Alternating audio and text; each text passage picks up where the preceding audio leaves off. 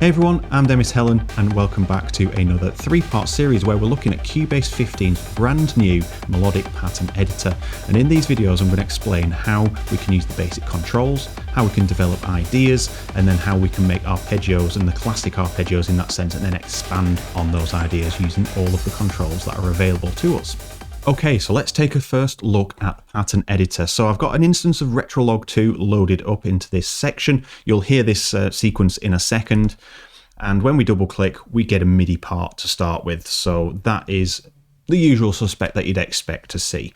Now we can change this to a melodic pattern event here. So instead of double clicking and getting a MIDI part, we'll get a pattern event. So here in the inspector on the left-hand side, we need to choose pattern event, MIDI is selected by default, and then when we double click, we get our first pattern. And you can jump in drums or melodic. We of course want melodic. And there we are, very familiar, very similar to the drum editor. Now, with this, let's just make sure we are soloed on here. We can start drawing in our patterns as usual. So this track is in the key of G, so I'm just going to draw a bit of a pattern in here.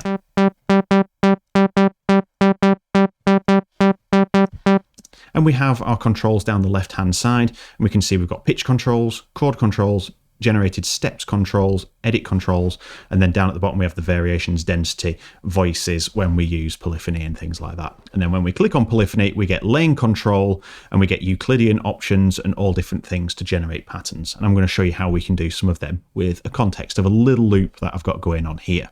This is in the key of G minor, so I've got this set to G, an Aeolian natural minor.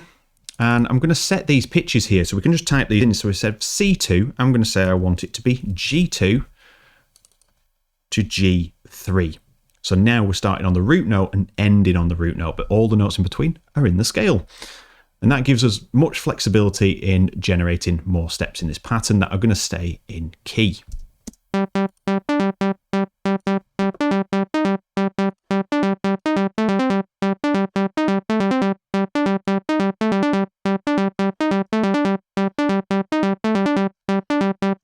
And let's just hear that in a bit of context.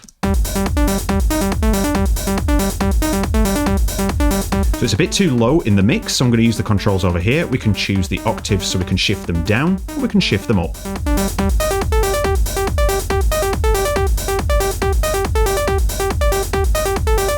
So you can see, really easy, starting to generate ideas. But we can now start using all of these sections to benefit us and actually build a pattern that you might not otherwise come across or just naturally think of when you're building a track. So up here, we've just got the basics. You can see we can shift notes up and down. So if we select a note here, we can shift them up and down. And if we want to shift octaves, you've just seen I can shift the octaves, and you can see that's G3, shift it down, G2, G1, etc. So we want it on G3, sounds nice, and it just ties in nicely with that rhythm that we've got going there.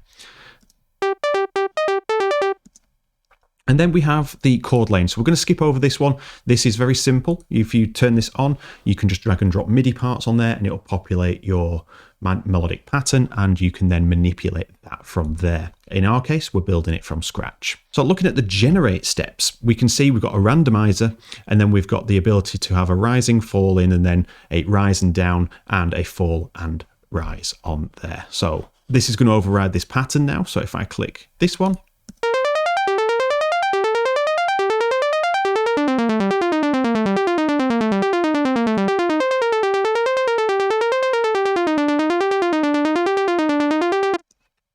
now we can change up these patterns. So let's just use the rise. We can change the step amount.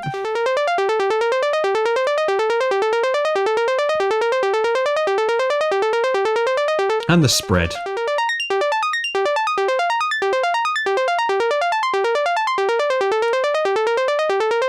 So you can see as we open up and change how far these can spread, it opens up more of this. So if you want to bring this back down to where it was, we can just say, choose that as G3, and it will close all that back down for you. But you can see it's cutting things off. So let's put G4. Now that's overridden the pattern because obviously we've removed it, but it's left us with another pattern.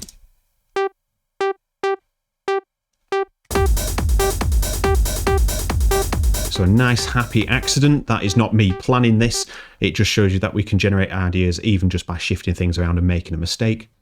We get something that we could potentially use. So that is using those. We can use the randomizer and you can get some very nice accidents in here. So let's have 20% chance of repeats, 24% jumps, tie range, leave that as, and then just have 20 of tie. And then when we hit randomize,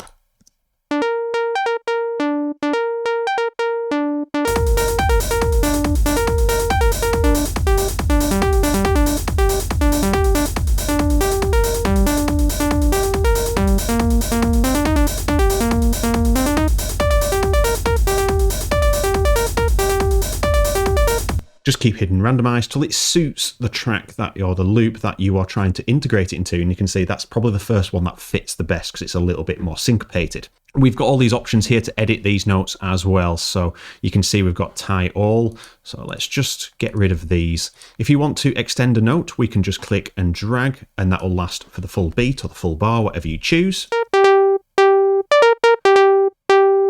And we can tie notes together as well. So we can say tie all. We can add legato to everything. We can remove that legato. We can increase the resolution here. And we can increase the length of the loop as well. So we can extend it 2 times and then make a slight variation. So it's really easy to get those ideas down quickly. So I'm just going to undo this so we just have our original resolution. So let's give this a little bit more juice, as we would say. Now, instead of Retrolog, I'm going to choose Hellen.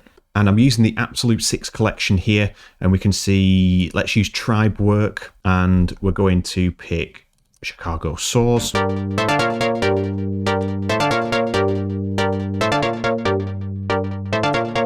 Okay, and we're just going to jump back into the pattern and we're going to build something that actually works quite well with our track. So we're going to go for that sort of rhythm, that pattern again that we had at the beginning.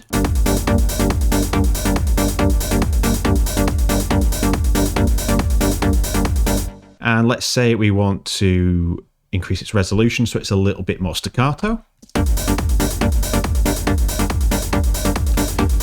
And then let's say we want to accent some of these notes.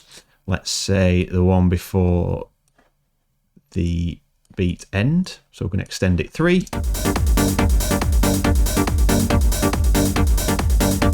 That sounds nice. And I'm going to extend the on beat ones here to 2 16ths long, 2 30-second notes long. And then we can get really creative. We can add in some rolls here and there and just make them different for each section. So they're 30-second notes. So I'm going to opt for a 16th roll like that with a 30-second there maybe.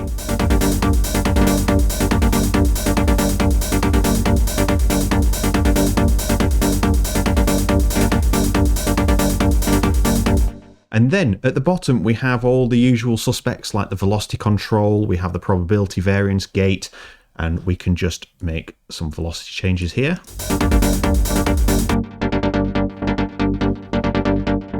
And let's have this 1 octave higher.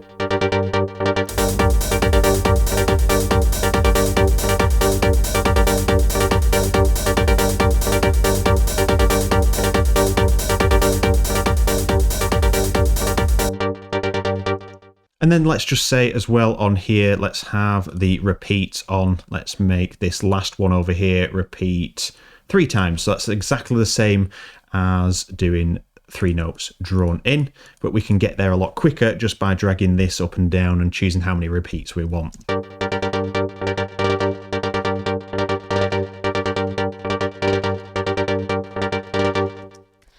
Beautiful. So there we are. That is the introduction to the pattern editor. That's how quickly we can get some ideas down. And you can see it already fits quite nicely, especially with the preset there from Tribe Work.